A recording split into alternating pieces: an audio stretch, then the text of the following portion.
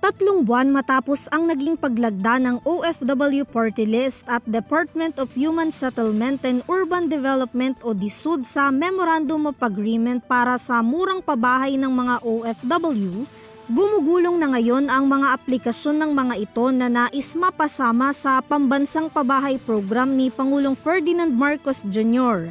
Ayon kay OFW Party List Representative Marisa Del Mar Magsino, nasa 60,000 aplikasyon na ang kanilang natanggap mula sa mga OFW. Sa kabuuang bilang daw na yan, 10,000 muna ang kanilang ipapasa sa DSUD.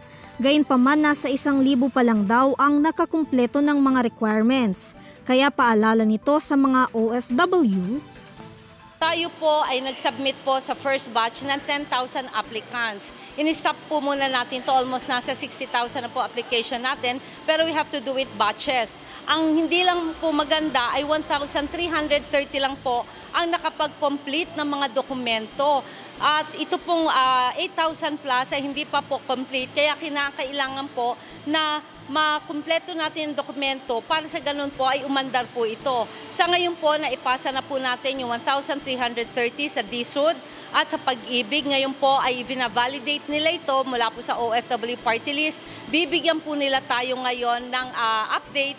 Ang pakikipagtulungan daw ng OFW Party List sa DSUD ay isa lamang sa mga programa ng kanilang partido upang maabot ang mga Pilipino na nagtatrabaho sa ibang bansa na magkaroon ng sariling bahay sa murang halaga.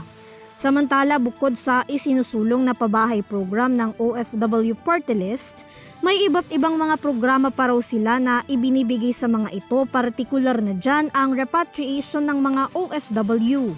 Ganun din po ang napakarami na nating na-repatriate ng mga abused at maltreated natin, ng mga OFWs all over the world.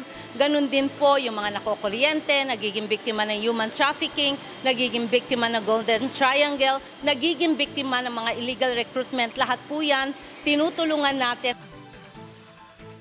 Para sa UrTV News, Vanessa Cleofa, sumasaludo sa bawat Pilipino.